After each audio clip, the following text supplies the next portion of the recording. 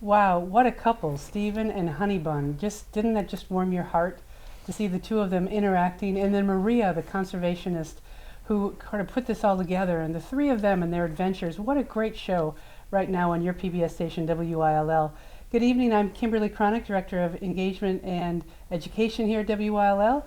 And we are in our fun drive, and we have a special guest for you today. We have Alida de Vlaming, who is a PhD student here at the University of Illinois, but you're originally from South Africa. Yes, I'm originally from South Africa. I came here to study wildlife genetics. Excellent. And you're interested in conservation. Yes, very much so. Tell me about this. What was it about this show that sort of tapped into your heart and your life's work? Well, I guess I'm very passionate about endangered species conservation. And so the show is great because it's about endangered species, right? And what we can do to help or conserve the species.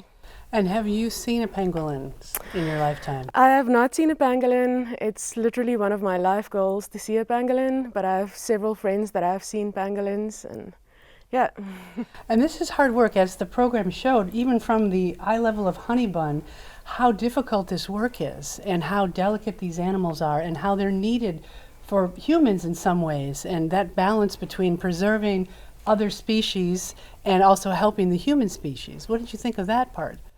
Yeah, I think this is such a unique opportunity, having Honeybun living with you and being able to observe her. It provides a unique perspective for us to actually monitor, see in depth what pangolins need, how they feed, their behavior. Yeah, so I think it's a great opportunity. Yeah. And what Maria was telling us, that the things that she's observed kind of go against some of the beliefs we had about pangolins. So we're like learning new science here.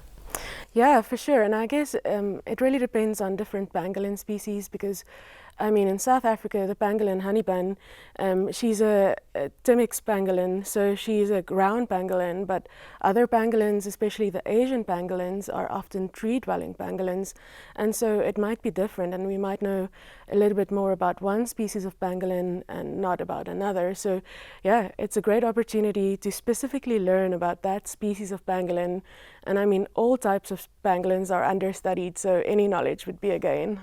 That's fantastic. And if you're like me, you've never heard of pangolins before, so this program is really opening us up to a whole new layer of our species that we share on this planet.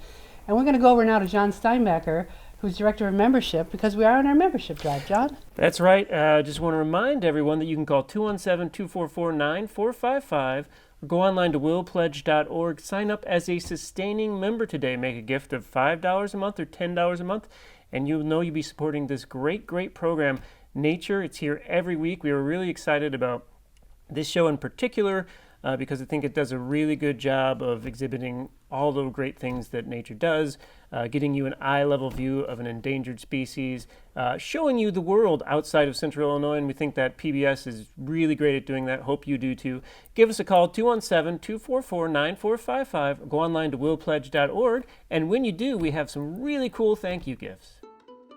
When you support WILL with an ongoing monthly sustaining gift of $6 or a one-time gift of $72, you'll receive a DVD copy of tonight's episode of Nature, the world's most wanted animal. Relive the touching story of Maria, Stephen, and the adorable pangolin Honeybun. With your ongoing monthly sustaining gift of $10 or a one-time gift of $120, you'll receive a pangolin shirt in military green. Part of the proceeds from this shirt go to the Rare and Endangered Species Trust, which is the organization in Namibia featured in the program. So your support of WILL goes even further. And I got to tell you, I'm really excited about that shirt. As they mentioned in the roll-in, proceeds from, we'll buy the shirt here and we'll send it to you, and proceeds from the profits from that shirt will go to the Rare and Endangered Species Trust that Maria and Stephen and Honeybun are at in Namibia. So that's really cool. Not only you're supporting WILL, but through your support of WILL, we can also support this great organization as well. And we're going to get back to the program in just a minute. Really quick, I just want to mention, you might see we have a few stuffed pangolins out here today. We're going to give away We're going to have a drawing for anyone who makes a gift, or you can, of course, go online to willpledge.org and enter the drawing. But we're going to draw names of 3 people today who make gifts, and we're going to send you those in the mail tomorrow. So what a great holiday gift that would make, your own special pangolin. They're very adorable.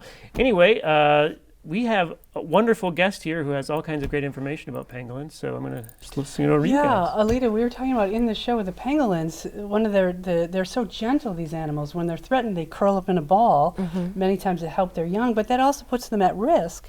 Are there other animals that do that? Sure, there are a lot of other animals that share characteristics with pangolins. This offensive behavior of curling up in a ball. For example, in America, you have armadillos, and they have the same type of behavior.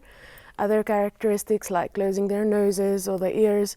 Anteaters also do that, having really long tongues. But interesting enough, pangolins are actually more closely related to carnivores than they are to those types of anteaters or sloths or things like that. Wow, and they're more endangered, I understand, than rhinos or elephants as well? Saying more endangered is, you can argue about it.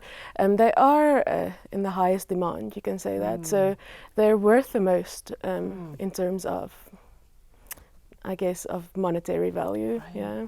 And as we saw, they need our help. And it's so neat when you make a pledge today, as John was saying, not only do you support WILL, which brings you this great NOVA program, which has won all the awards you could ever win for a show like this, but you're also helping the conservation efforts of Maria in Namibia. So it's another reason to give right now at 217-244-9455. That's right. If you select one of those shirts, that will help support these great efforts as well. And we're going to go back to the show in just a second here, but I just want to remind everyone that we are in our end-of-year fund drive. We're looking for 150 new friends of WILL, and if you've never given before, what a great time. You'll be entered in a drawing for one of these wonderful pangolins, but you'll also, if you take the shirt, you can support the rescue facility as well. And you're supporting WILL. I mean, that is a lot of awesome, fantastic things. You'll feel great going into the holiday season. It is the season of giving, as we like to call it here. So make a gift of support. You can sign up for $5 a month, and then you have access to WILL Passport, which has all kinds of great nature episodes available for you to watch anytime over the holidays. We know a lot of people have a lot of extra time, so that's great as well. But you don't want to hear about that. You want to hear more about pangolins, and we're going to go back to that right now. 217-244-9455 or willpledge.org.